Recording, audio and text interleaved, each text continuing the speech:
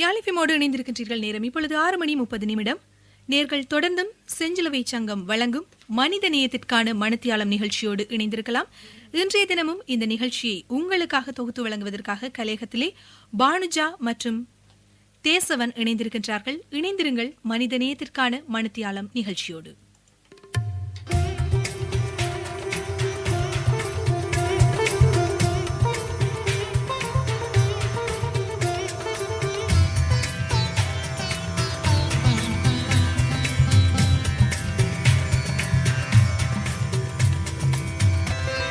மனித நேயத்துக்கான மணித்தியாலம். நன்றி சாலினி. இலங்கை ஒலிபரப்பு கூட்டுத்தாபனத்தின் ஜாழ் சேவையினை கேட்டுக்கொண்டிருக்கும் நேயர்கள் அனைவருக்கும் இனிமையான மாலை நேர வணக்கம். வணக்கம் தேசவன். இன்றைய நாளில் உங்கள் ஜாழ் சேவையினூடாக மனிதாபிமான அமைப்பான செஞ்சிலுவை சங்கமானது மனித நேயத்துக்கான மணித்தியாலயம் என்னும் புதியதொரு நிகழ்ச்சியை அறிமுகப்படுத்துகின்றது. இந்த நிகழ்ச்சியானது முற்றுமுழுதாக வடக்கில் இடம்பெயர்ந்து தற்பொழுது மீள்கட்டுமான பணிகளிலும் வாழ்வாதார மேம்பாட்டு செயற்பாடுகளிலும் ஈடுபட்டு கொண்டிருக்கும் மக்களுக்கு பயனுடையதாக இருக்கும் என இந்நிகழ்ச்சியை இன்று முதல் ஆரம்பிக்கின்றோம். இன்று எமது நிகழ்ச்சியில் மூழ்குடியேறி கட்டுமான பணிகளில் ஈடுபட்டு கொண்டிருக்கும் மக்கள் தமது கட்டுமான வேலைகளை மேற்கொள்ளும் போது அவர்கள் எதிர்நோக்கும் பிரச்சனைகள், சந்தேகங்கள் தொடர்பாக விளக்கங்களினை பெற்றுக்கொள்ளலாம். அழைப்பினை ஏற்படுத்த வேண்டிய தொலைபேசி இலக்கத்தை மீண்டும் ஒரு முறை ஞாபகப்படுத்திக் கொள்கின்றோம். 021-222-3029. தொடர்ந்து இங்கு வருகை தந்திருக்கும் பிரமுகர் ஒருவரை அறிமுகப்படுத்திக் கொள்வோம். ஆம், இது பற்றி மேலதிக கருத்துக்களையும் மக்களின் கேள்விகளுக்கும் பதிலளிக்க கலையகத்திற்கு வருகை தந்துள்ளார் செஞ்சிலுவையின் சிரேஷ்ட உறுப்பினரும் சர்வதேச செஞ்சிலுவை செம்புரை சம்மேளனத்தின் கண்காணிப்பு உத்தியோகத்தருமான கனநாத பிள்ளை திருத்தணிகாசலம் ஐயா அவர்கள். வணக்கம் திருத்தணிகாசலம் ஐயா. வணக்கம் தேசவர்களே. இந்த நேரத்திலே நான் உங்களிடம் ஒரு கேள்வி கேட்கலாம் என்று நினைக்கின்றேன். செஞ்சிலுவை சங்கத்தின் அதாவது முரண்பாடுகளுக்கு பின்னரான மீளெழுச்சி திட்டம் என்றால் என்ன ஐயா? முரண்பாடுகளுக்கு பின்னரான மீளெழுச்சி திட்டம் என்றால் யுத்தம் முடிந்த பின்பு மக்கள் தமது சொந்த இடங்களுக்கு மீள்குடியமர்த்தப்படுகின்றார்கள். அதன் பின்பு அவர்களின் அடிப்படை தேவைகளையும் வாழ்வாதாரத்தையும் சமூக கட்டமைப்பையும் மீள் நிர்மாணம் செய்வதாகும். வீடுகளை கட்டுவதும் கழிவறைகளையும் கிணறுகளையும் அமைக்கதும் வாழ்வாதாரத்தை மேம்படுத்துவதற்காகவும் செஞ்சிலுவை சங்கத்தால் 5,85,000 ரூபாய் வழங்கப்படுகின்றது. இந்த நிதியானது பல தவணைகளில் பயனாளிகளுக்கு வழங்கப்படுகின்றது. வீட்டு நிதியானது 5 கட்டங்களாக முற்பணமாக ஒவ்வொரு கட்டமாக பயனாளிகளுக்கு வழங்கப்படும். அதைவிட வாழ்வாதாரத்துக்குரிய நிதியானது 2 கட்டங்களாக பயனாளிகளுக்கு வழங்கப்படுகின்றது. இத்துடன் நீரும் சுகாதாரமும் திட்டத்தின் கீழ் கழிவறைகளை அமைப்பதற்கோ நீர் தேவைகளை பூர்த்தி செய்வதற்கோ அவர்களுக்கு உரிய தொகை வழங்கப்படுகின்றது. இந்த திட்டத்தில் இணைந்து கொண்ட பயனாளிகள் இந்த நிதியினை உரிய தொழில்நுட்ப உத்தியோகத்தர்களின் அயராத உழைப்பின் மூலமும் உரிய பொறியியலாளர்களின் உழைப்பின் மூலமும் அவர்களுடைய பரிசீலனை கண்காணிப்பு வழிகாட்டல்கள் என்பவற்றின் அடிப்படையில் உரிய வேலைகளை சரியான முறையிலே பூர்த்தி செய்வதன் மூலம் உரிய தவணை கொடுப்பனர்களை எந்தவிதமான சிரமமின்றி பெற்றுக்கொள்ள முடியும். இதற்குரிய நிதியினை உலக நாடுகளிலுள்ள செஞ்சிலுவை சங்கங்கள் சர்வதேச செம்புரை மற்றும் செஞ்சிலுவை சங்கங்களின் சம்மேளனத்தின் ஊடாக இலங்கை செஞ்சிலுவை சங்கத்திற்கு வழங்கி அந்த நிதியினை செஞ்சிலுவை சங்கமானது பயனாளிகளின் வங்கி கணக்குக்கு நேரடியாக வைப்பிலிடுகின்றது. இத்துடன் நாங்கள் இந்த திட்டத்தின் கீழ் ஏற்கனவே 3000 வீடுகளை வடமாகாணத்தில் கட்டி முடித்து விட்டோம். இந்த சந்தர்ப்பத்தில் நான் இந்த வினாவினை கேட்பது எமது மக்களுக்கு மிகவும் பொருத்தமுடியதாக இருக்கும் என நினைக்கின்றேன். இச்செயற்பாட்டுக்கு பயனாளிகள் எவ்வாறு தெரிவு செய்யப்படுகின்றனர்? செயற்பாட்டுக்குரிய பயனாளிகள் எவ்வாறு தெரிவு செய்யப்படுகிறார்கள் என்றால், பயனாளிகள் பட்டியல் எங்களுக்கு பிரதேச செயலகத்தால் வழங்கப்படும். இந்த பட்டியலை நாங்கள் பெற்ற பின்பு பயனாளிகள் தேர்வை மேற்கொள்வோம். அது எவ்வாறென்றால், பயனாளிகள் தங்களுடைய ஆளடையாளத்தை நிரூபிப்பதற்காக உரிய அடையாள அட்டையின் பிரதியை எங்களுக்கு தர வேண்டும். அடுத்ததாக தாங்கள் வைத்திருக்கின்ற வங்கி கணக்கு சம்பந்தமான வங்கி புத்தகத்தின் பிரதியை எங்களுக்கு சமர்ப்பிக்க வேண்டும். அத்துடன் உரிய காணி தாங்கள் வீடு கட்டப் போகின்ற காணி வந்து தங்களுக்கு சொந்தமான காணி என்பதை அவர்கள் உரிய உறுதியோ அல்லது காணி அரசாங்கத்தினுடைய காணி ஆவணத்தையோ கொண்டு நிரூபிக்க வேண்டும். இவையெல்லாம் முடிக்கும் பட்சத்தில் நாங்கள் உரிய ஒருவரை பயனாளியாக தெரிவு செய்து கொள்ளோம். அதன் பிறகு உரிய தொழில்நுட்ப உத்தியோகத்தர் வந்து அவர்களுடைய காணிக்கு நேரடியாக விஜயம் செய்து உரிய காணிகளை பரிசீலனை செய்து காணிகள் வீடு கட்டுவதற்கு சரியான உள்ளதா தகுதியான காணியா என்பதை தெரிவு செய்து அத்தாட்சிப்படுத்தப்பட்ட பின்பு உரிய பயனாளிகள் எங்களுடைய பயனாளிகள் பட்டியலிலே தெரிவு செய்து சேர்த்து கொள்ளப்படுவார்கள். இச்செயற்பாடு எந்தெந்த மாவட்டங்களில் அமல்படுத்தப்படுகின்றது, எதிர்காலத்தில் எந்தெந்த மாவட்டங்களுக்கு விரிவுபடுத்தப்பட உள்ளது? இந்த செயற்பாடானது வடமாகாணத்துக்கே உரியதொன்றாகும். இந்த வடமாகாணத்தில் உள்ள யாழ்ப்பாண மாவட்டம், கிளிநொச்சி மாவட்டம், முல்லத்தீவு மாவட்டம், வவுனியா மாவட்டம் மற்றும் மன்னார் மாவட்டம் ஆகிய 5 மாவட்டங்களில் செயற்படுத்தப்பட்டு வருகின்றது. அத்துடன் இந்திய வீடமைப்பு திட்டத்தின் கீழ் 16,800 வீடுகளை கட்டி முடிப்பதற்கான வாய்ப்பு இலங்கை செஞ்சிலுவை சங்கத்துக்கு கிடைக்கின்றது. அந்த வாய்ப்பினை நாங்கள் இப்போது பயன்படுத்தும் முகமாக வடமாகாணத்தில் உள்ள யாழ்ப்பாண மாவட்டம், கிளிநொச்சி மாவட்டம், முல்லத்தீவு மாவட்டம், வவுனியா மாவட்டம் மற்றும் மன்னார் மாவட்டங்களில் அமுல்படுத்துவதற்குரிய வேலை திட்டங்கள் தொடர்ந்து முன்னெடுத்து வரப்படுகின்றன. முரண்பாடுகளுக்கு பின்னரான மீளெழுச்சி திட்டம் பற்றிய கருத்துக்களை தெளிவுபடுத்தி கொண்டிருக்கிறார் திருத்தணிகாசலம் ஐயா அவர்கள். அவர் தொடர்ந்தும் கலியகத்தில் மக்களுடைய சந்தேகங்களை தெளிவுபடுத்த உள்ளார். கலியகத்துக்கு இன்னும் ஒரு பிரமுகர் வந்துள்ளார். இந்த நிகழ்ச்சி தொடர்பாக மேலதிக கருத்துக்களை பரிமாறுவதற்கு கலையகத்துக்கு வருகை தந்துள்ளார் சர்வதேச செஞ்சிலுவை செம்புரை சங்கங்களின் தலைமை பிரதிநிதி பாப் மைக்ரோ. வணக்கம் பாப் மைக்ரோ. வணக்கம். We warmly welcome to you our studio, sir. நேர்களை நீங்கள் இணைந்திருக்கின்றீர்கள் செஞ்சிலுவை சங்கத்தின் மனித நேயத்திற்கான மணித்தியாலம் நிகழ்ச்சியோடு. இந்த நேரத்திலே நாங்கள் திரு பாப் அவர்களிடம் எங்களுடைய கேள்வியை தொடுக்க இருக்கின்றோம். அந்த கேள்வியானது, IFRC ஒரு சர்வதேச அமைப்பு, அது ஒரு சர்வதேச அமைப்பாக இருந்த போதிலும் நீங்கள் இவ்வாறான உள்நாட்டு நிகழ்ச்சிகளுக்கு முக்கியத்துவம் கொடுப்பது ஏன் என்கின்ற கேள்வியை தான் நாங்கள் இப்பொழுது அவரிடம் தொடுக்க இருக்கின்றோம். Sir, IFRC is an international organization. So why it's important for an organization like you to help a local program like this?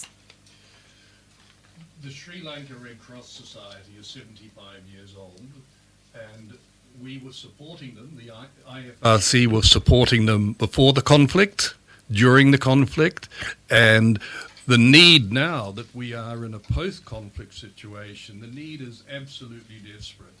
And our role is to support the Sri Lanka Red Cross Society to ensure that those people that have been severely affected and displaced by war get a good home. We have funding. We've completed 3,000 houses and are working on another 16,800 houses funded by the Indian government.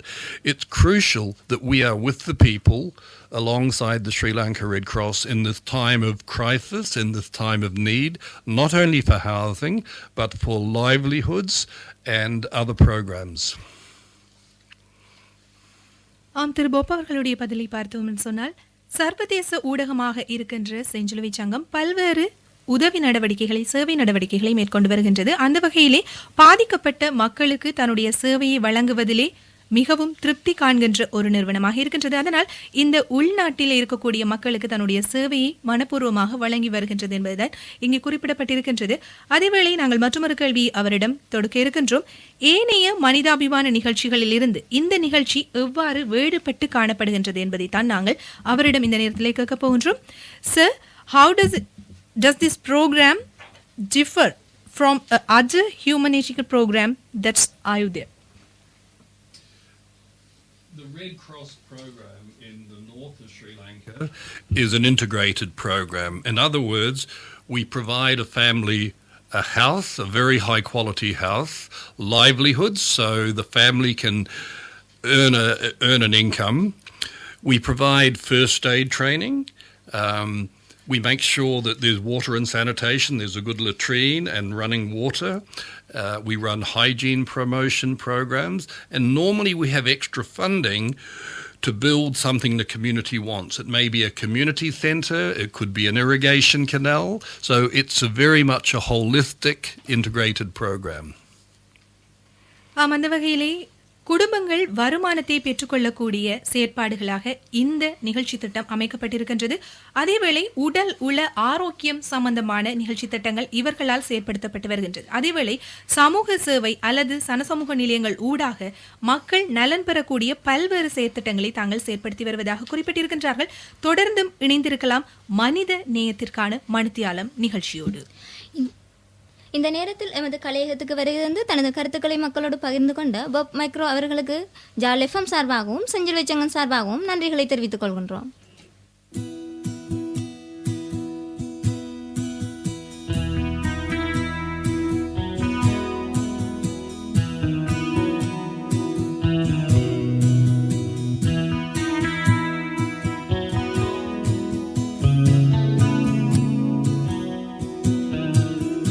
வெள்ளை பூக்கள் உலகம் எங்கும் மலரவே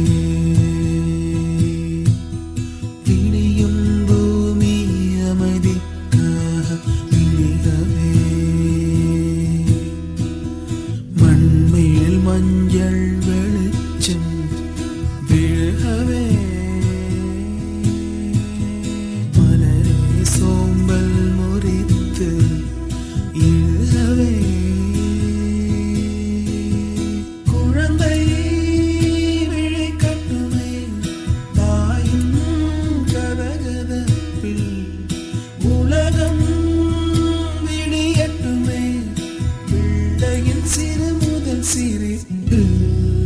வெள்ளை பூக்கள் உலகம்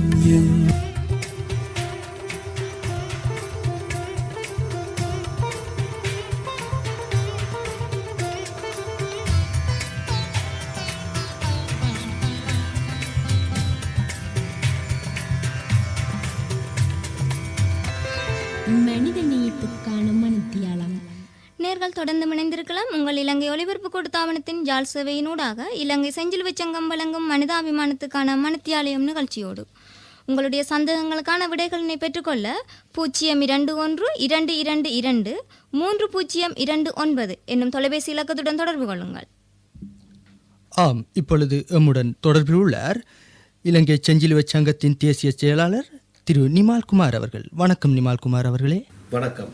இலங்கை செஞ்சிலுவை சங்கம் 1989-90 காலப்பகுதியில் எமது கிளைகளை நாங்கள் ஸ்தாபிக்கப்பட்டு பாரிய அளவில் மனிதாபிமான செயல்பாட்டுகளை நாங்கள் அந்த காலத்திலிருந்து செஞ்சிலுவை சங்கம் வழங்கி வந்தது மக்களுக்கு. பாரிய மட்டத்தில் இடம்பெயர்வு காலத்து காலம் நடந்த போது எமது கிளைகளூடாக எமது தொண்டர்கள், கிளை உத்தியோகத்தர்கள், சகோதர சங்கத்தினும் ஏனைய நிறுவனங்கள் உதவியுடன் எமது செயல்பாட்டை நாங்கள் விஸ்தரித்து மிகவும் திருப்திகரமாக நாங்கள் அந்த காலகட்டத்தில் இடம்பெயர்ந்த மக்களுக்கு, பாதிக்கப்பட்ட மக்களுக்கு நாங்கள் மனிதாபிமான செயல்பாடுகளை நாங்கள் வழங்குகிறோம். தொடர்ந்தும் யுத்தம் கடைசியாக வன்னி பகுதியில் ஏற்பட்ட காலத்தில் செஞ்சிலுவை சங்கம் தவிர செஞ்சிலுவை சம்மேளனம், சர்வதேச செஞ்சிலுவை சங்க குழு உட்பட எமது கிளைகள் கடைசி போர் காலகட்டத்தில் மக்களுக்காக மக்களாக நாங்கள் இருந்து எமது சேவைகளை நாங்கள் மக்கள் பட்ட அவதி நிலை, காயப்பட்ட மக்களுக்கு நாங்கள் எமது சேவையை நாங்கள் மிகவும் திருப்திகரமாக வழங்கியுள்ளோம். அந்த ரீதியில் நாங்கள் எமது செஞ்சிலுவை சங்கத்துக்கு உறுத்து இருக்கின்றது இந்த மக்களின் இடம்பெயர்வுக்கு பின்பு நாங்கள் அந்த மக்களின் குறைபாடுகள் என்னென்று நாங்கள் இனங்கண்டு, மக்களின் தேவைகள் என்னென்று நாங்கள் இனங்கண்டு, குறிப்பாக மக்களின் தேவையான மனைகள், அதே நேரம் வாழ்வாதார திட்டங்கள், சுகாதார வசதிகள், ஏனைய வசதிகளை நாங்கள் அவர்களுக்கு கொடுப்பது எமது செஞ்சிலுவை சங்கத்தின் ஒரு கடமையாக நான் கருதுகிறேன். ஆரம்பத்தில் நாங்கள் ஏறத்தாழ 3000 வீடுகள் எமது சகோதர சங்கங்களின் உதவி ஊடாக நாங்கள் செய்து, அதன் பின்பு நாங்கள்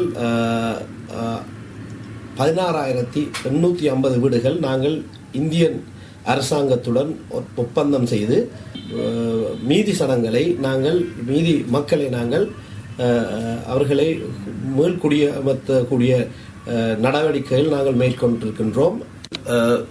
2009ஆம் ஆண்டு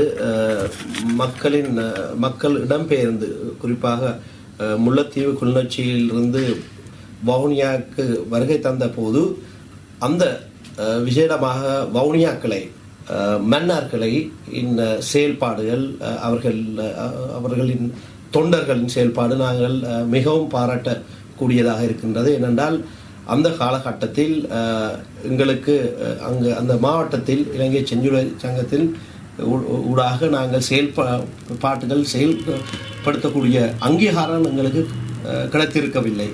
என்றாலும் கூட நாங்கள் அந்த கிளையின் ஊடாக விசேடமாக செட்டிக்குளம் பகுதிகளில் மக்கள் இருக்கும் காலகட்டத்தில் நாங்கள் வவுனியா கிளை ஊடாக அதேபோல் மன்னார் கிளை ஊடாக மக்களுக்கு வழங்க வேண்டிய நிவாரண செயல்பாடுகளை நாங்கள் மக்களுக்கு திருப்திகரமாக நாங்கள் வழங்கினோம்.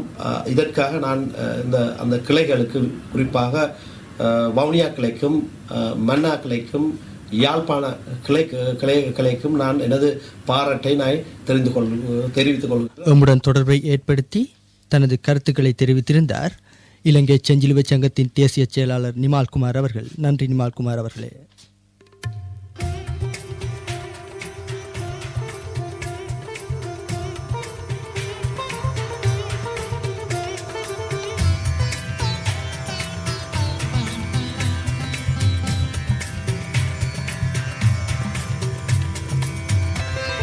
மனித நேயத்துக்கான மனத்தியாலம்.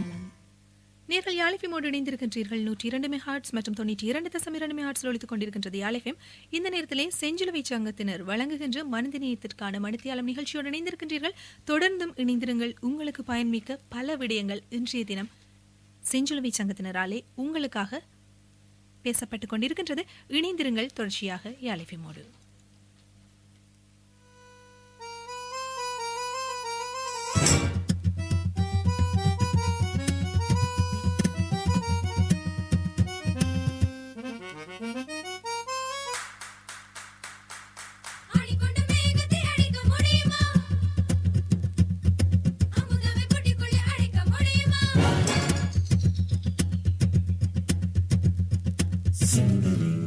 சிறியரட்டை வாழ் சுந்தரி சுந்தரி சிறியரட்டை வாழ் சுந்தரி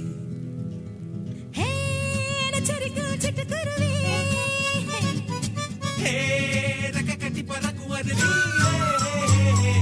சுந்தரி சிறியரட்டை வாழ் சுந்தரி சுந்தரி சிறியரட்டை வாழ் சுந்தரி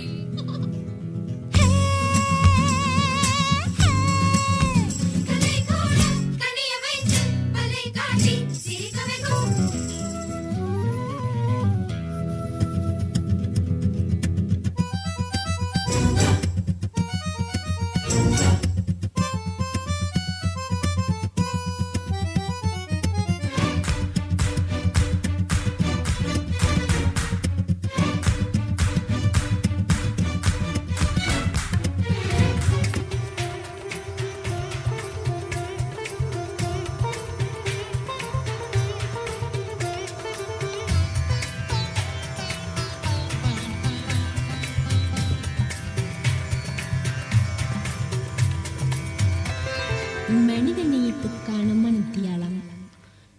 நேயர்கள் செய்தி அறிக்கையினை தொடர்ந்து யாழ் எஃப்எத்தின் மனித நேயத்துக்கான மனத்தியால நிகழ்ச்சியுடன் இணைந்திருக்கின்றீர்கள். இக்கலையகத்தில் இன்னும் ஒரு பிரமுகர் வந்துள்ளார். இணைந்திருக்கின்றீர்கள் மனித நேயத்திற்கான மனத்தியாலம் நிகழ்ச்சியோடு. தொடர்ந்தும் இணைந்திருங்கள். இன்றைய தினம் உங்களுக்கு பயன்மிக்க நாளாக நீங்கள் மாற்றிக்கொள்ளலாம். இந்த வேளையில் மற்றொரு பிரமுகர் எம்முடன் தொடர்பு கொண்டுள்ளார். இலங்கை செஞ்சிலுவை சங்கத்தின் பணிப்பாளர் நாயகம் திசா அபய விக்ரம அவர்கள். வணக்கம் திசா அபய விக்ரம. வணக்கம். Good evening, sir. Good evening to you. How are you, sir? Very well, thank you. I'm still working and we have certain matters to attend to since there are some heavy rains on this side. Okay, sir, we have some questions for you. Yes. Can I ask this? Sure, go ahead. You can ask me. Okay. The first question is, why is the Red Cross involved in a program like this? Sir? Well, if I can start telling you, Red Cross is an organization who is always there for people who have been affected by disasters. And during the situation that happened in Sri Lanka over the last 30 years, Red Cross has been there helping most vulnerable people due to the situation of the conflict. And when the whole thing ended, we were very concerned that those people who has to go back would not have places to stay, or their homes were completely destroyed. There were a lot of issues with their own families, and we felt that they may not have support to rebuild their own lives. So Red Cross has been wanting to support the people, the most vulnerable people in Sri Lanka, and especially the ones who have been affected by the conflict. ஆம், இணைந்திருக்கின்றீர்கள் மனிதாபிமானத்திற்கான மனத்தியாலம் நிகழ்ச்சியோடு.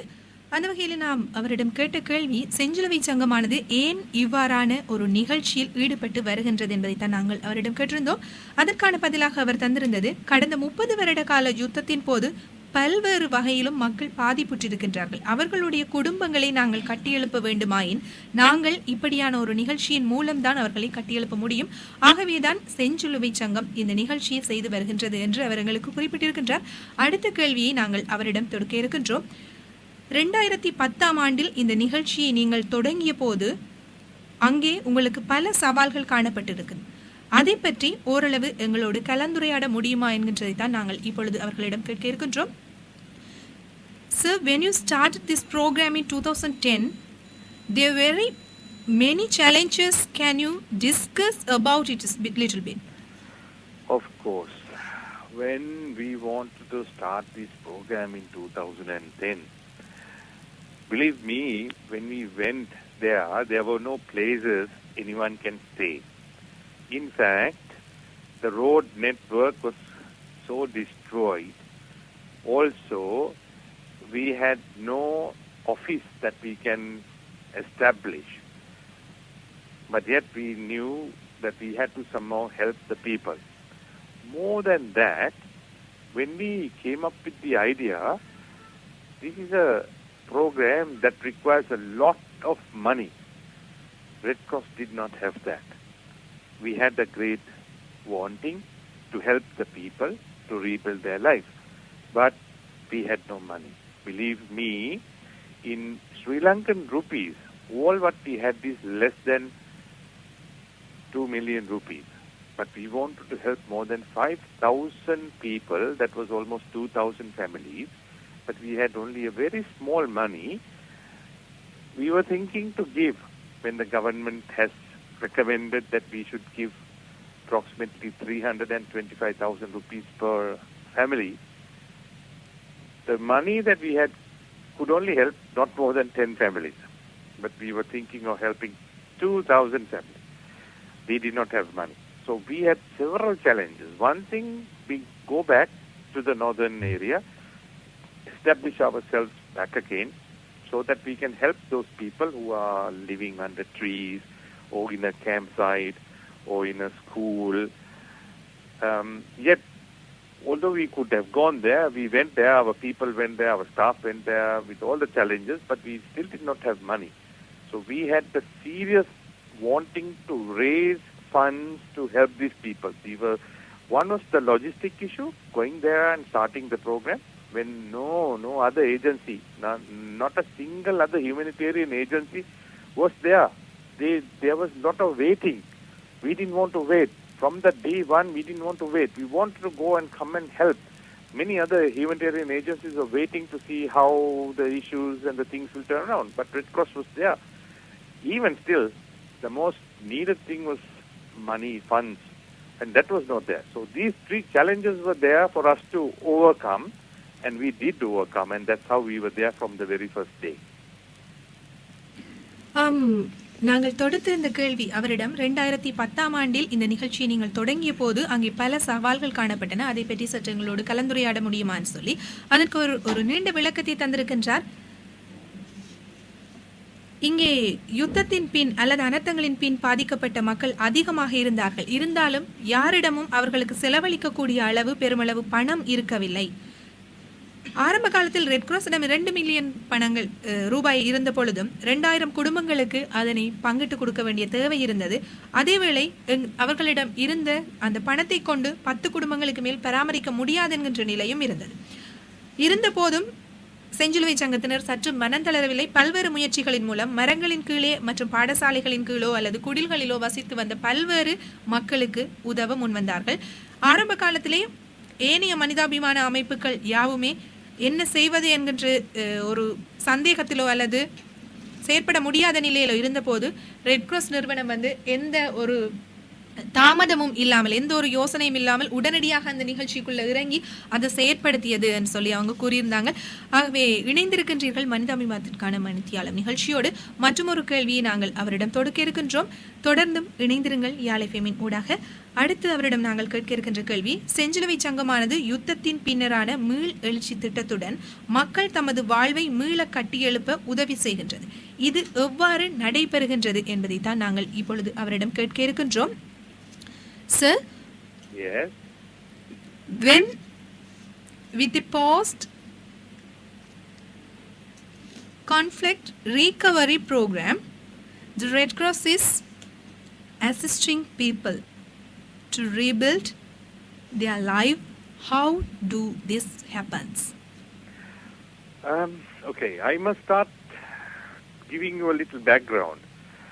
By giving that background, we must start appreciating the Presidential Task Force for Northern Development and Security, the PTF we refer, the support and the guidance and the blessings that the Honorable President's support that we have received.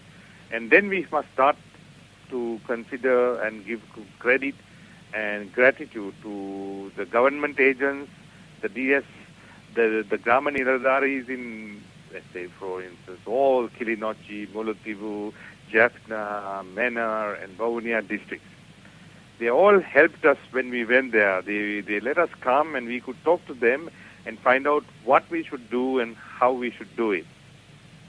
And we were given guidance, what are the ways and things like that we should do. So it's very important that we recognize the support that we were giving, and our work is always together with them.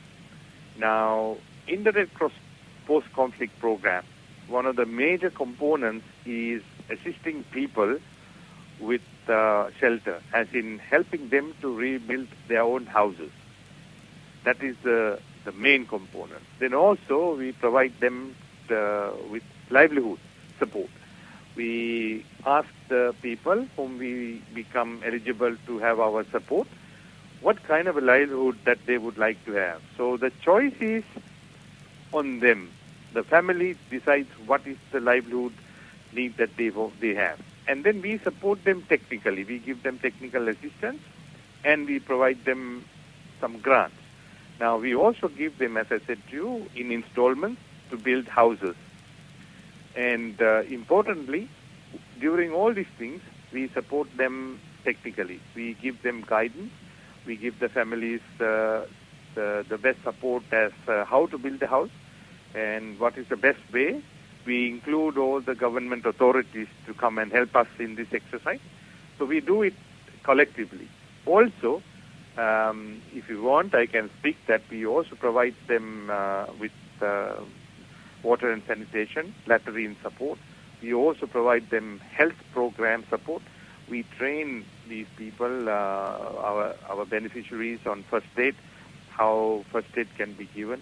And also we work out on hygiene promotion programs as well.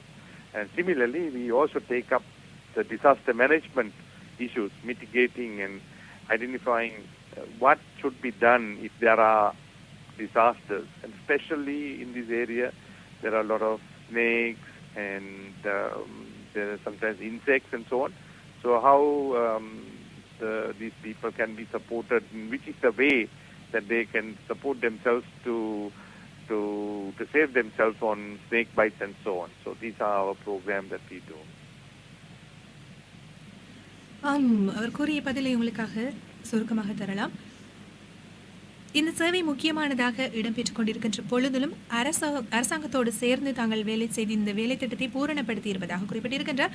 குடும்பங்கள் தான் தீர்மானிக்கின்றன தங்களுடைய வாழ்வாதாரத்தை தாங்கள் எப்படி கொண்டு செல்ல வேண்டும் என்று சொல்லி. இருந்தாலும் தாங்கள் கட்டுமானத்திற்குரிய பல உதவிகளை படிப்படியாக மேற்கொண்டு வருவதாக கூறியிருக்கின்றார். அதேவேளை ஆரம்ப காலத்திலே நீர் மற்றும் சுகாதாரம் சம்பந்தமான பல்வேறு செயற்பாடுகளை முன்னெடுத்து வருவதாகவும் குறிப்பிட்டிருக்கின்றார். அவரிடம் அடுத்த கேள்வியை கேட்க இருக்கின்றோம். இந்த திட்டத்தினுடைய முக்கியமான மைய பகுதிகள் எவை என்கின்ற தான் அடுத்த கேள்வியாக இருக்கின்றது. So what are the main areas of focus in this program, sir? As I mentioned, I described about the shelter and the livelihood support that we are providing. But I wanted to take up this last question in this manner, or this question particularly in this manner. Now, it's very important you to understand that Sri Lanka Red Cross has its branches in every one of these districts in Jaffna, Kilinochchi, Mullativu, Vavuniya, Mannar, all those, as well as every other districts in Sri Lanka, such as Anuradhapura, Polonnaruwa, Trincomalee, Pattiklo, Ampara, in all 25 districts. Now, we have our own volunteers there. So, most of these programs, the focus, as I said, that if you think about the shelter and the livelihood, but the most important aspect that you need to understand is we are rebuilding within our community. The people who are living in these areas are our community. They are together. And we have our own volunteers building out of this. So basically Red Cross's main focus, if you ask me, is a community development program being within the community. That's the important message that I would like to give you. This is not something that we do as an outside agency. We are from the area. If you go and speak, you will find our branch chairman in Kilinochchi, in Jaffna, in Mullativu. We have our executive officers in branches, similarly in Vavuniya, Mannar. Similarly, we have our mobilizers.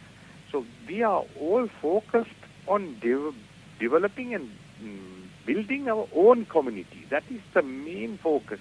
The main focus is redeveloping our own community so that we can live back again in a much better way, having a house, having some livelihood support and other programs. அதற்காக அவர் தந்திருந்த பதிலை பார்த்து விடலாம். பல்வேறு மாவட்டங்களிலும் கிளிநொச்சி, மன்னார், அனுராதபுரம், பொலனறுவை, வவுனியா, யாழ்ப்பாணம் இப்படி பல்வேறு பிரதேசங்களிலும் அவர்களுடைய செயற்திட்டங்கள் முன்னெடுக்கப்பட்டு வந்த போதும் அவர்களுடைய செயற்பாடு எப்படி இருக்கின்றது என்று சொன்னால், சமூக கட்டமைப்பை சமூகத்தின் ஊடாகவே கட்டியெழுப்புகின்ற ஒரு செயற்பாடாக இருக்கின்றது. வெறுமனே உதவிகளை வழங்கிவிட்டு மக்களை சோம்பேறிகளாக உட்கார வைத்துக் கொண்டிருக்காமல் அவர்களினுடைய செயற்பாடுகளை அவர்களுக்கு ஊடாகவே கட்டியெழுப்புகின்ற ஒரு செயற்பாட்டை தான் அவர்கள் செய்து கொண்டிருப்பதாக குறிப்பிட்டிருக்கின்றார். இணைந்திருக்கின்றீர்கள் செஞ்சிலுவை சங்கத்தினர் வழங்குகின்ற மனிதாபிமானத்திற்கான மணித்தியாலம் நிகழ்ச்சியோடு. தொடர்ந்தும் இணைந்திருக்கலாம் யாழ் எஃப்எம்மின் ஊடாக. இந்த வேளையில் நம்முடன் தொடர்பினை ஏற்படுத்தி மக்களுக்கு தனது கருத்துக்களை தெரிவித்த இலங்கை செஞ்சிலுவை சங்கத்தின் பணிப்பாளர் நாயகம் திஸ் அபய விக்ரம் அவர்களுக்கு நன்றிகளை தெரிவித்துக் கொள்கின்றோம். நேர்கள் தொடர்ந்து இணைந்திருக்கலாம் உங்கள் இலங்கை ஒலிபரப்பு கூட்டுத்தாபனத்தின் ஜால் சேவையினூடாக இலங்கை செஞ்சிலுவை சங்கம் வழங்கும் மனிதாபிமானத்துக்கான மணித்தியாலயம் நிகழ்ச்சியோடு. உங்களுடைய சந்தேகங்களுக்கான விடைகளினை பெற்றுக்கொள்ள 0222230229 என்னும் தொலைபேசி இலக்கத்துடன் தொடர்பு கொள்ளுங்கள்.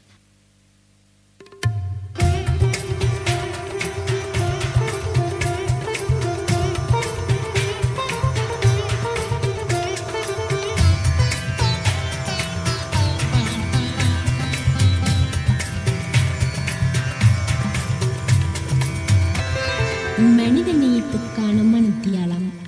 இணைந்திருக்கின்றீர்கள் யாழ் எஃப்எம்மின் ஊடாக மனித நேயத்திற்கான மணித்தியாலம் நிகழ்ச்சியோடு இணைந்திருக்கின்றீர்கள். உங்களுடைய சந்தேகங்களையும் நீங்கள் பகிர்ந்து கொள்ளலாம். அலையுங்கள் 0212223029. இந்த வேளையில் ஒருவர் நம்முடன் அழைப்பினை ஏற்படுத்தியுள்ளார். அவர் யார் என்று பார்ப்போம். ஹலோ, வணக்கம். ஹலோ, வணக்கம். வணக்கம். யாரம்மா பேசுறீர்கள்? எங்கிருந்து பேசுகின்றீர்கள்? நான் சின்னடம்மன்ல இருந்து கலைக்கிறேன். ஆமாம், சொல்லுங்க. வந்து முத்திரிங்க சொல்லி நான் கலைக்கிறேன்.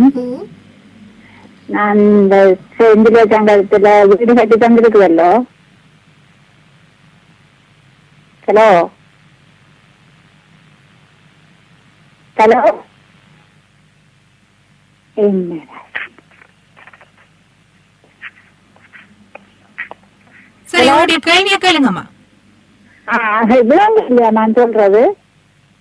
சரி, எங்களுக்கு தெளிவா விளங்குது. நீங்க கேட்கிற கேள்வி எங்களுக்கு தெளிவா விளங்குது. உங்களுடைய தொலைபேசி அழைப்பில் ஏதோ சிக்கல்னு நினைக்கிறேன். உங்களுடைய கேள்வியை கேளுங்க இந்த நேரத்துல. அதான் நான் என்னென்று சொல்லிட்டேன்னா, எங்களுக்கு அந்த இலங்கை செந்தில சங்கத்தால வீட்டு திட்டம் வந்திருக்குது. அப்ப அதால நாங்க முதலாங்கட்ட காசு எடுத்து அந்த வேலையை முடிச்சு, 2ஆம் கட்ட காசு எடுத்து அந்த வேலையை முடிஞ்சது. அப்ப 3ஆம் கட்டமாக கூரை வேலை அதையும் செய்ய வேண்டி இருக்குது. அப்ப அந்த காசை நீங்க எப்ப தெரியுங்க, இந்த மாதிரி தெரியுங்களேன்னு சொல்லிட்டு கேட்கிறேன். என்ன மாதிரி என்றால், நாங்கள் முதலாங்கட்ட காசை தந்து நீங்கள் அந்த காசில் அத்திவாரத்தை போட்டு முடிச்சிட்டீங்க. அதுக்கு பிறகு உங்களுக்கு 2ஆம் காசை தந்தோம். நீங்கள் 2ஆம் காசுக்கு சுவரை கட்டி முடிச்சிருக்கிறீங்க.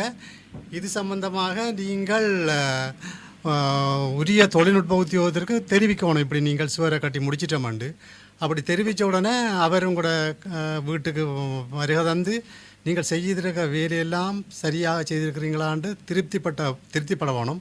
அது சம்பந்தமாக அவர் தன்னுடைய பரிசீலனை எல்லாத்தையும் செய்வார். செய்த பிறகு அந்த முடிக்கப்பட்ட வீட்டை பற்றி ஒரு படம் ஒன்று எடுப்பார். அந்த படத்தோட அதுக்கு பிறகு உங்களுக்கு செஞ்சில் சங்கத்திலேருந்து காசு அனுப்பியிருப்பாங்க அந்த ஒரு வங்கி கணக்குக்கு. அந்த வங்கி கணக்கு புத்தகத்தில் ஒரு படப்பிரதியை பெற்றுக்கொள்ள வேணும். அதோட நீங்கள் அந்த காசு உங்களுக்கு கிடைச்சன்ற பற்றிய ஒரு படிவத்தில் கையெழுத்து வச்சு தரணும். அது இவ்வளவத்தையும் நீங்கள் சரியாக செய்த பிறகு அந்த நிதி கோரிக்கை வந்து அந்த உரிய தொழில்நுட்ப உத்தியோகத்தரால் உரிய பொறியியலாளர்கள் ஊடாக வவுனியாவில் இருக்கிற அலுவலகத்துக்கு அனுப்பி வைக்கப்படும். அங்கே வவுனியாவில் இருக்கிற அலுவலகத்தில் இது சம்பந்தமாக பரிசீலனை எல்லாம் செய்த பிறகு உங்களுக்குரிய 3ஆம் தவணை கொடுப்பனவு, அதாவது கூரை வேலைகளை செய்வதற்குரிய கொடுப்பனவு முற்பணமாக உரிய உங்களுடைய வங்கி கணக்கு அனுப்பி வைக்கப்படும். ஹலோ, வணக்கம். வணக்கம். வணக்கம். வணக்கம். யார் பேசுகின்றீர்கள்? சின்னடம்தான் குலராஜா. குலராஜா, எங்கிருந்து பேசுகின்றீர்கள்? நான் வீட்டில இருந்து பேசுறோம். அந்த செஞ்சிலுவை சங்கத்தில் எனக்கு ஒரு வீடு கிடைச்சிருக்கு. ஹலோ ஹலோ ஹலோ ஐயா, எங்களுக்கு விளங்கு. குலராஜா, ஓமோ. சரி, உங்களுடைய கேள்வியை கேளுங்க. இந்த இலங்கை செஞ்சிலுவை சங்கத்தில் வீடு கிடைச்சிருக்கு எனக்கு. ஹலோ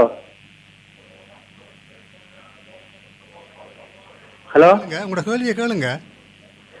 அந்த வீட்டுக்கு 2 கூரை போட சொல்லி தான் ஓடர். நாங்கள் 4 கூரை போடுவோம்னு அதுக்கேற்ற மாதிரி தான் வீடு கட்டி விட்டுருக்கு. அப்ப அதுக்கு நாங்கள் என்ன செய்யணும்? நான் அதுக்கு என்ன விளக்கம் தாரணுன்றால், உங்களுக்கு தெரியும் ஒரு வீட்டை வந்து 2 பத்தி கூரை அமைக்கலாம் அல்லது 4 பத்தி கூரை அமைக்கலாம். என்ன அந்த 2 பத்தி கூரையை சொல்றது பள்ளி முகடண்டு. அந்த 2 பத்தி கூரையை அமைச்சிங்கன்னா உங்களுக்கு செலவு குறைவாக இருக்கும், விரைவாக செய்து முடிக்கலாம், காசும் சிக்கனமாக முடியும். ஆனால் 4 பத்தி கூறிய நீங்கள் செய்கிறண்டால் உங்களுக்கு செலவு கூடுதலாக இருக்கும், மேலதிகமான காசு கூட கையால் போட்டு செய்ய வேண்டி இருக்கும். ஆனால் வீடு வந்து வடிவாக இருக்கும். ஆனால் உங்கள்கிட்ட வந்து காசு மேலதிகமாக இருக்கும் என்று நீங்கள் தீர்மானித்தால், என்னால் இந்த 4 பத்தி கூறிய குறிப்பிட்ட காலத்துக்குள்ளே செய்து முடிக்க ஏலும் என்று நீங்கள் நினைச்சீங்கள் என்றால், உங்கள்கிட்ட அந்த துணிவு இருக்கும் என்றால், அதுக்குரிய வசதி வாய்ப்பு இருக்கும் என்றால், நீங்கள் அந்த 4 பத்தி கூறிய செய்யலாம். ஆனால் அதுக்கு நீங்கள் என்ன செய்ய வேணும் என்றால், முதலாவதாக உங்களோட விருப்பத்தை நீங்கள் ஒரு கடிதம் மூலம் எழுதி, இப்படி நான் 4 பத்தி கூறி அமைக்க விரும்புகிறேன் என்று ஒரு கடிதம் ஒன்று எழுதி, அந்த கடிதத்தை வந்து உங்களோட பகுதி கிராம உத்தியோகத்தர் வந்து அதை வந்து உறுதிப்படுத்தணும். இப்படி இவர் குறிப்பிட்ட காலத்தில் 4 பத்தி கூறிய செய்து முடிப்பார், அதுக்கு நாங்கள் உத்தரவாதம் தாராண்டு கிராம உத்தியோகத்தை தன்னுடைய அனுமதியை தந்த பிறகு, எழுத்து மூலமான அனுமதியை தந்த பிறகு, அந்த கடிதத்தை உங்களுடைய தொழில்நுட்ப உத்தியோகத்தர் ஊடாக உரிய பொறியியலாளருக்கு சமர்ப்பிக்கணும். அதுக்கு பிறகு பொறியியலாளர் வந்து உரிய முறையில் உங்களுக்கு உரிய அனுமதியை தருவாங்க. அதுக்கு பிறகு நீங்கள் 4 பத்திக்குரிய அமைக்கலாம். ஆனால் ஒன்றை நீங்கள் கவனிக்கணும் என்னென்றால் 2 பத்திக்குரிய அமைக்கிறதை விட 4 பத்திக்குரிய அமைக்கிறதுல உங்களுக்கு கூடுதலான செலவு ஏற்படும். மற்றது காலமும் கூட எடுக்கும். அதை நீங்கள் துணிந்து செய்வீர்களாக இருந்தால் உங்களால் முடிந்தால் அதை நீங்கள் செய்யலாம். சரியான முறையில் நீங்கள் கடிதத்தில் சமர்ப்பிப்பதன் மூலம். இந்த வழியில் இன்னும் ஒருவர் அழைப்பினை ஏற்படுத்தியுள்ளார். அவர் யார் என்று பார்ப்போம். ஹலோ, வணக்கம். வணக்கம். யார் பேசுகின்றீர்கள்? நான் கரப்புக்குத்தி நாராயணகுளத்தில் இருக்கிற சிவானந்தன் பிரம்லா ஆகிய நான் கேட்கிறேன். பிரம்லா, சொல்லுங்க, உங்களுடைய கேள்வி என்ன? எந்த கேள்வி என்னன்னு சொன்னால், நான் இலங்கை செஞ்சிருவச்சங்க வீட்டு திட்டத்தில் பயனாளியாக தெரிவித்து இருக்கிறேன். அப்போ அது எனக்கு காசு போடுறேன்னு சொன்னால் எனக்கு தேசிய அடையாள அட்டை இல்லை. அப்போ எந்த தேசிய அடையாள அட்டை இல்லைன்னு சொன்னால் இதை இப்போ காசு போடுவினமா? இல்லைன்னு சொன்னால் தேசிய அடையாள அட்டை கட்டாம தேவையா? இல்லைன்னு சொன்னால் அப்படி தேவையென்று சொன்னால் நான் அந்த அடையாள அட்டை இந்த சென்று உடனடியாக புறப்படுறது என்று சொல்லி எனக்கு அது கேள்விக்குறியா இருக்குது. அதுதான் உங்கள்கிட்ட இப்போ கேட்குறேன். என்னடாமா முக்கியமாக ஒன்று நீங்கள் கவனிக்கணும் என்றால், ஆள் அடையாளத்தை நிரூபிக்கிறவங்களுக்கு ஒரு முக்கியமான தகவல். இந்த ஆள் அடையாளத்தை நிரூபிக்கிறதுக்கு நீங்கள் தேசிய அடையாள அட்டை மூலம் அதை நிரூபிக்கலாம். அப்படி தேசிய அடையாள அட்டை கூட இல்லாட்டி பாதுகாப்பு பிரிவினரால் தரப்பட்ட அடையாள அட்டையை நீங்கள் பாவிக்கலாம். அல்லது உங்கள்கிட்ட பாஸ்போர்ட், அதாவது கடை வச்சுக்கிட்டு இருந்தால் கடை வச்சுக்கிட்ட நீங்கள் பாவிக்கலாம். இந்த எந்த விதமான இந்த ஆவணங்கள் கூட இல்லாமல் இருக்குமென்றால், அதாவது அடையாள அட்டையோ அல்லது கடை வச்சுக்கிட்டோ அல்லது பாதுகாப்பு பிரிவினோட அடையாள அட்டையோ இல்லாமல் இருந்தால் நீங்கள் என்ன செய்ய வேணும் என்றால், உங்கள் பகுதி கிராம உத்தியோகத்தர் மூலம் நீங்கள் தான் உரிய பயனாளி என்று சொல்லி உங்களுடைய பழைய அடையாள அட்டை இலக்கங்களை எல்லாம் குறித்து உங்களோட முழு பேர் எல்லா விவரங்களையும் எழுதி அந்த கிராம உத்தியோகத்தர் உங்களுடைய ஆள் அடையாளத்தை நிரூபித்து அந்த கடிதத்தை உங்கள் பகுதி அந்த பகுதி பிரதேச செயலாளர் உறுதிப்படுத்தப்பட்ட பிறகு அந்த உரிய கடிதத்தை உறுதிப்படுத்தப்பட்ட கடிதத்தை அடையாளத்தை நீங்கள் உங்களுடைய தொழில்நுட்ப உத்தியோகத்தில் கையளித்து அது உரிய பொறியியலாளருக்கு சமர்ப்பிக்கப்பட்ட பின்பு உங்களுக்கு அந்த பொறியியலாளர் மூலமாக உரிய ஆவணம், அதாவது அடையாள அட்டை நிரூபிக்கப்பட்டதாக கருத்தில் கொண்டு உரிய நிதி கொடுப்புகளை வழங்குவதற்குரிய நடவடிக்கைகள் செஞ்சிலுவை சங்கத்தால் மேற்கொள்ளப்படும். இணைந்திருக்கின்றீர்கள் யாழ் எஃப்எம்மோடு மனிதாபிமானத்தின் மணித்தியாலம் நிகழ்ச்சியோடு இணைந்திருக்கின்றீர்கள். இந்த நேரத்தில் எங்களிடம் பல நேயர்கள் அழைப்பு ஏற்படுத்தி கேள்விகளை கேட்டுக்கொண்டிருக்கின்றார்கள். அந்த வகையில் இன்னும் ஒரு கேள்வி கேட்கப்பட்டிருக்கின்றது. தெல்லிப்பள்ளியிலிருந்து கமலாதேவி இணைந்து கொண்டு இந்த கேள்வியை கேட்டிருந்தாங்க. நான் எனது சொந்த இடத்திற்கு மீள குடியமர்ந்துள்ளேன். ஆனால் எனது பெயர் இந்திய வீடமைப்பு திட்டத்தில் சேர்த்து கொள்ளப்படவில்லை. இதற்கு நான் என்ன செய்யலாம்னு சொல்லி கேட்டிருக்கிறாங்க. முக்கியமாக நீங்கள் ஒன்று கவனிக்க வேண்டும் என்னென்றால், இந்த பெயர்களை பட்டியலில் சேர்த்து கொள்வதற்கு அரசாங்கத்துடைய வேலை. அதாவது உங்களுடைய பிரதேச செயலாளர் அல்லது உதவி அரசாங்க அதிபர் தான் இந்த பெயர் பட்டியலை இந்திய அரசாங்கத்துக்கு சமர்ப்பிப்பார்கள். அந்த பெயர் பட்டியலில் உங்கள் பெயர்களை உள்ளடக்கப்படாமல் இருந்தால் அது உங்களுடைய கிராம சேவர் ஊடாக பிரதேச செயலாளருக்கு அறிவிக்கப்பட்டு அந்த பட்டியலில் சேர்த்து கொள்ளப்பட வேண்டும்.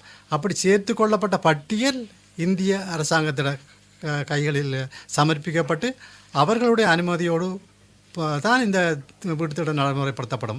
எனவே உங்களுடைய பெயர் பட்டியலில் இல்லாமல் இருந்தால் நீங்கள் என்ன செய்ய வேண்டுமென்றால், உங்களுடைய கிராம உத்தியோகத்தர் ஊடாக பிரதேச செயலாளர் தொடர்பு கொண்டு ஏன் உங்களுடைய பெயர் விடுபட்டது என்று அவர் மூலம் கேட்டு தெரிந்து கொண்டு அதற்குரிய நடவடிக்கைகளை நீங்கள் மேற்கொள்ள வேண்டும். இவ்வளவு நேரமும் இலங்கை செஞ்சிலுவை சங்கத்திலிருந்து வருகை தந்த செஞ்சிலுவையின் சிரேஷ்ட உறுப்பினரும் இலங்கை செஞ்சிலுவை சங்க செம்புரை சம்மேளனத்தின் கண்காணிப்பு உத்தியோகத்தருமான கண்ணாத பிள்ளை திருத்தணிகாசலம் ஐயா அவர்கள் மக்களுடைய கேள்விகளுக்கும் இந்த முரண்பாடுகளுக்கு பின்னரான மீளெழுச்சி திட்டத்தின் கருத்துக்களுக்கும் கூறியிருந்தார். அவர்களுக்கு எங்களுடைய கலையத்தின் சார்பாகவும் யாழ் எஃப்எம் சார்பாகவும் நன்றிகளை தெரிவித்துக் கொள்கின்றோம். நேர்கள் இணைந்திருப்பது இலங்கை ஒளிபரப்பு கூட்டுத்தாபனத்தின் யாழ் சேவையோடு. அடுத்து வரும் ஒவ்வொரு புதன்கிழமையும் இன்று போலவே மக்களுடைய சந்தேகங்களை தீர்த்துக் கொள்வதற்காக எமது கலையகத்துக்கு கட்டிட பொறியியலாளர், தொழில்நுட்ப உத்தியோகத்தர்கள் வருகை தர காத்திருக்கின்றார்கள். எதிர்பார்த்திருங்கள். தொடர்ந்து நிகழ்ச்சிகளை தொகுத்து வழங்க கலையகத்தில் சாலினி. விடைபெறும் நாங்கள் பானுஜா.